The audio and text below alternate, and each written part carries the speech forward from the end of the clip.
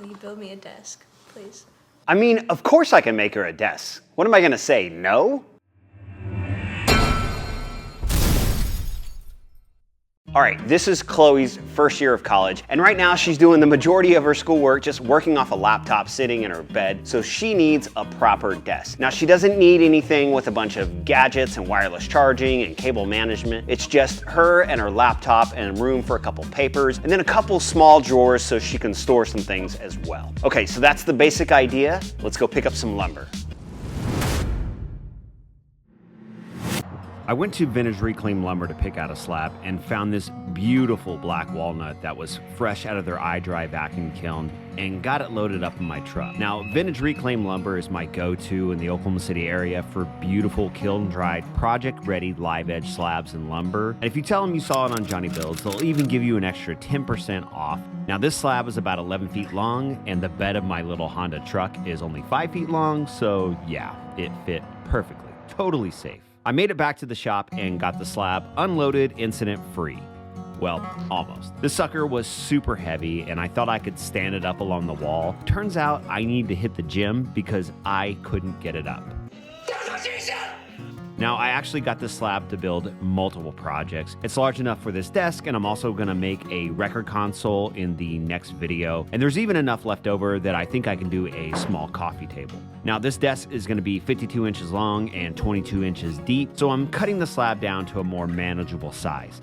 This is a thick boy too, as my circular saw couldn't quite make it through, and I had to finish off that cut with a handsaw. And I must say, this really, really is an absolutely beautiful piece of walnut, but there's this little part that looks like, well, it looks like just like you know what, we'll just move on and leave that one alone. As I load the slab up on Jabba the Cut, I want to take a second to address a bunch of recent comments that I've had telling me that I have no skill and all I do is push buttons. I mean, there's a lot to planning and designing and 3D modeling to create the G code to make these pieces, and I'm not just over here just pushing some button. I got the slab flattened on both sides, and that 2.5-inch bit makes so much dust that my dust collector couldn't keep up. I'm prepping for the epoxy pours to fill the cracks and the voids, and I wanted to show y'all my new go-to tape for epoxy work. I'm using this 3M stucco tape, which is way better than using tuck tape or some other type of sheathing tape. That stuff is crazy sticky and always rips really easily. The stucco tape handles the epoxy really well, and you don't end up covered in sticky bits of tape when you're done. I sealed the surface prior to the pour, which helps prevent epoxy staining, and filled the cracks with some Total Boat high performance epoxy tinted black. I'm gonna have links for all the Total Boat products that I use down below, as well as a discount code for 10% off. Now, once that epoxy is fully cured, I need to flatten the top and get it ready to carve another tessellation pattern. And real quick, to explain what a tessellation is. So a tessellation is a covering of an infinite geometric plane without gaps or overlays by congruent plane figures of one type or a few types. So essentially, a tessellation is a shape or several shapes that fit together to form a larger pattern. And I drew this one up to be what I'm calling an exploding tessellation. As you move from right to left, the pattern just kind of like breaks apart and pieces float away, or that's the idea.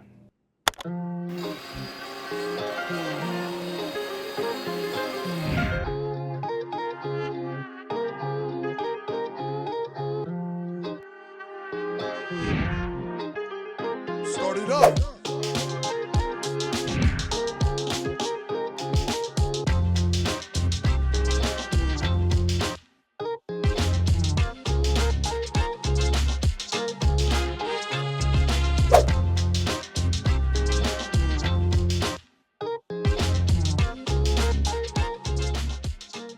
The 1/4-inch bit I used to cut the exterior of the desktop wasn't long enough to make it through the 1 3/4 thick slab, so I had to finish off these cuts with my jigsaw, and I'll flush trim the edges a bit later. Now, I'm a big fan of the combination of walnut and maple, so I'm making the legs out of this maple that will attach to the walnut cabinet that has 2 drawers, and then those drawer faces are going to be maple as well. After milling up the 10-quarter maple, I put it on the CNC to cut the leg profiles. Again, I wasn't able to cut all the way through the pieces, and I need to seriously invest in a long reach bit. I mean, they have them, I just need to order one. It would make my life so much easier. I used the bandsaw to cut the legs free, and then I'm using this absolute monster 3/4 inch flush trim compression bit to flush up the leftover material on the sides of the legs and on the desktop. This thing is almost a little scary to use. I had a few pinholes in my epoxy pour, so I'm trying out this UV resin that I got from Total Boat, and it comes with this little UV flashlight, and this is a super fast way to fill the little holes and cracks like this.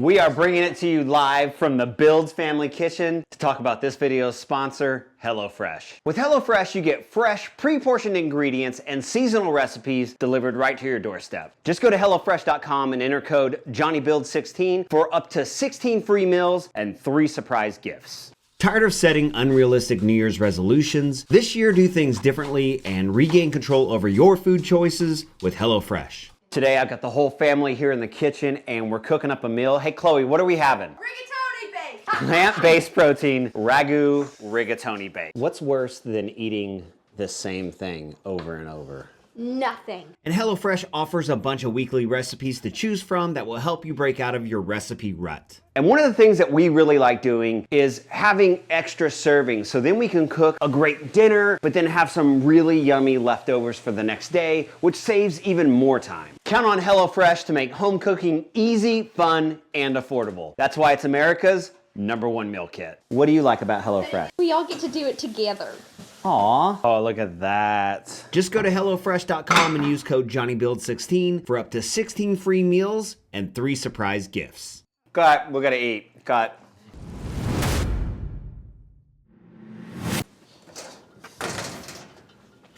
Okay, you guys ready? It's time for the epoxy pour. I'm gonna mix up some of this 2-to-1 high performance Total Boat epoxy and then mix it with some of this white pigment. I accidentally wore this flannel my wife just bought me for Christmas, so if I get anything on this, she's gonna kill me. So I gotta be really careful. I've already got it on my thumb. Hey Siri, set a timer for 4 minutes. Did it do it? 4 minutes. Okay. Starting now. We'll add some of this white pigment dispersion that totally smells exactly like Bondo. If you know what Bondo smells like, then you know what I'm smelling right now.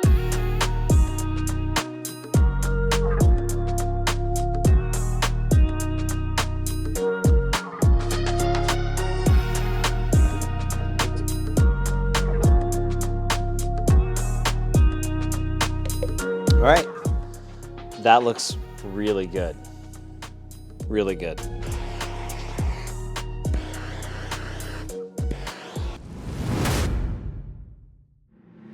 If you watched my last video, you know I took apart my old assembly table and then I put that top on a different mobile base. And I saved all that Baltic birch plywood. And with Baltic birch being at least double in cost from what it used to be, it's really nice to get to reuse this material that's still in really good shape versus buying some new expensive plywood. Baltic birch is my favorite plywood to work with, but I haven't hardly touched the stuff in over a year due to the high prices. It's about $120 a sheet right now where I live. And that's why you see me use so much radiata pine, which is only about $50 a sheet and really easy to get. But I really prefer Baltic birch, and I'm really hoping those prices come down and I can start using it again. And for the cabinet assembly, let me show you how I'm going to make this cabinet look like walnut with maple inlays using pressure-sensitive veneers that I got from Rockler. So adding a veneer to plywood seems like one of those really difficult things, but actually with PSA veneer or pressure-sensitive adhesive veneer, it's really easy. I got all of my veneering supplies from Rockler. They're a longtime sponsor of this channel. I'll have links for the veneer and the J-roller and all the other Rockler products that I use down below.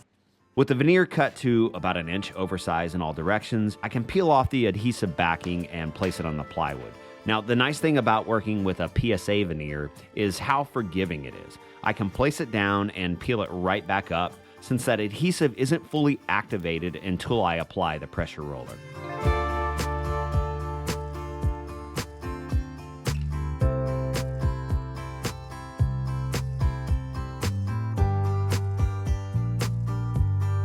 For the the cabinet assembly, I'm a big fan of using these Rockler 90-degree clamps and the companion top clips, which do a great job of keeping these glue-ups square. There's nothing worse than spending a bunch of time cutting all your pieces perfectly square just to have something get out of whack during the glue-up. I also did this glue-up in 2 phases, which allows me to focus on each of the 90-degree connections individually, and when I put the whole piece together, it was dead nuts, perfectly square. I'm going to inlay a strip of maple into that 3/4 inch dado on the sides of the cabinet, and I had to resaw these pieces and mill it down to fit the slots on the side of the cabinet.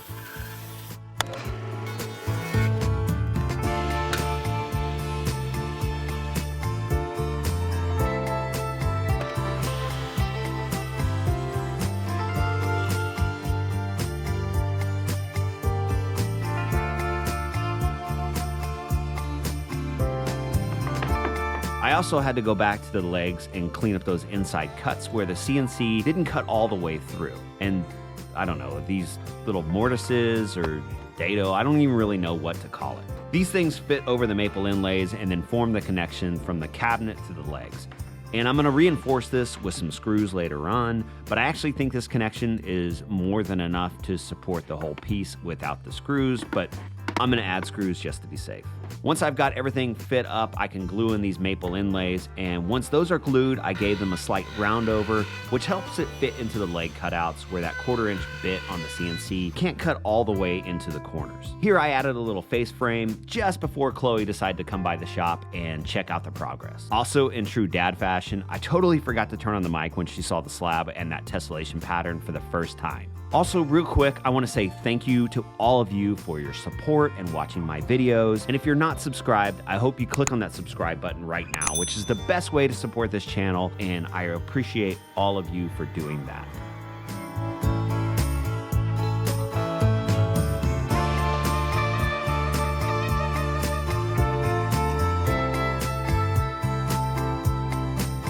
To make the drawers, I'm tearing apart the old drawers from that assembly table, and we all know there's nothing better than reusing an old set of drawers.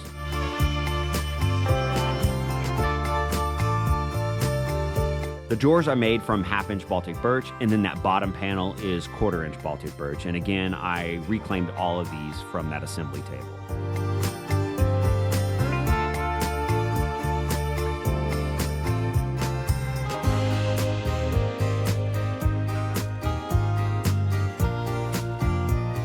I made this little jig here to set the spacing for the holes where I'll attach the legs, and then drilled those out with a 3/4 inch Forstner bit on my drill press. Now I can attach the legs, and I use this spacer to set the legs back 1.5 inches from the edge.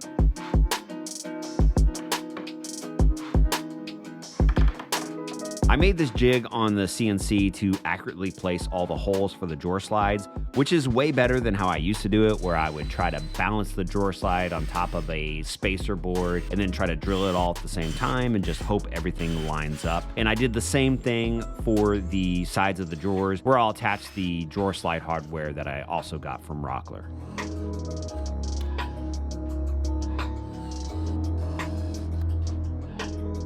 And this is the exact moment where I realized that I failed to order the soft close drawer slides. Now, these are still really, really good drawer slides, but I prefer soft close, so yeah, totally messed up there. To finish out the cabinet and the leg assembly, I'm cutting these stretchers that connect the legs under the cabinet. Now I can add in all those screws, and then I'm gonna make some 3/8 inch plugs out of some walnut to fill those screw holes. I feel like I had to cut, resaw, and mill up maple boards for this project like 5 separate times, but honestly, that's just how my brain works when I'm doing a more involved build like this. I think very linear in terms of what steps I need to focus on, and I'm much less efficient where, normally I could batch out processes like milling up this maple, and that's both a good thing and a bad thing. Obviously, it takes more time, but the benefit is I'm more cautious as I go, and I tend to make less mistakes or miss things when I operate this way, which I guess could actually save time. Plus, I'm often building something that I've never built before or doing a set of processes that I've never done before. So it's usually a lot of figuring out what the steps I need to do as I go along. At this point in the project, it was down to putting all those finishing touches on this piece, And it always seems like you're so close to being done, only to realize you still have like 50 more steps to go to truly be done. And it's like you spend a quarter of the project time on that last 5%. And I know that doesn't math right, but it is so true. So I've assembled the opposing leg assembly, sanded the walnut plugs flush, and then filled a few of the small gaps with some walnut sawdust and some glue that I made into a putty. I also need to mortise in a small recess for the drawer pulls, which I'm using these brass top mount pulls that I got on Amazon. These things are really nice but inexpensive, and I'll make sure I'll link them down below.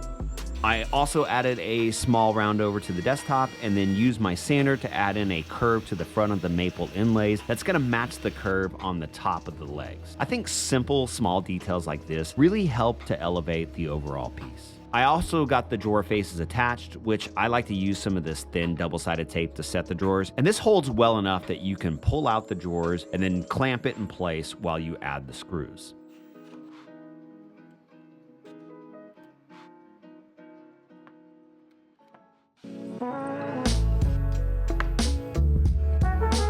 Next, I can mark the locations I need to drill and add the threaded inserts.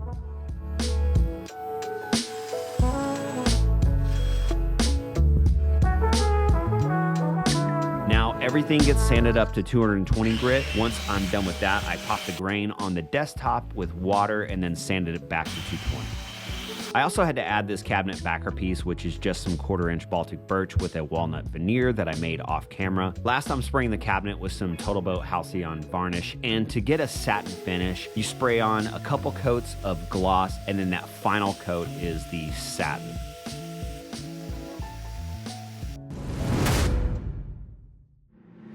Now I can assemble the whole desk and show Chloe the finished piece.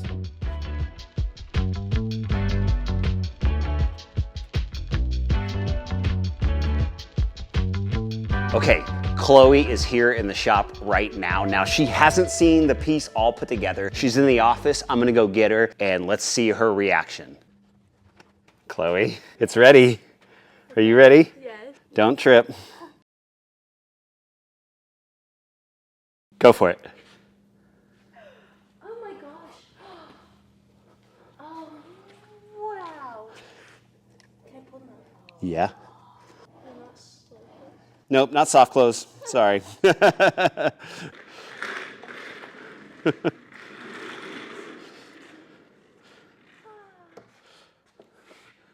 Okay, pretend like you're doing college work. This is Chloe in college right here. Sleep at her desk. I really love getting to build things for my family, especially when it's something really needed and will get daily use. Chloe's reaction was absolutely great, and she loves this desk, which makes it all worthwhile. I hope you enjoyed this video, and please give it a thumbs up if you did. Make sure you get subscribed, as I've got some really awesome stuff coming in the next few months.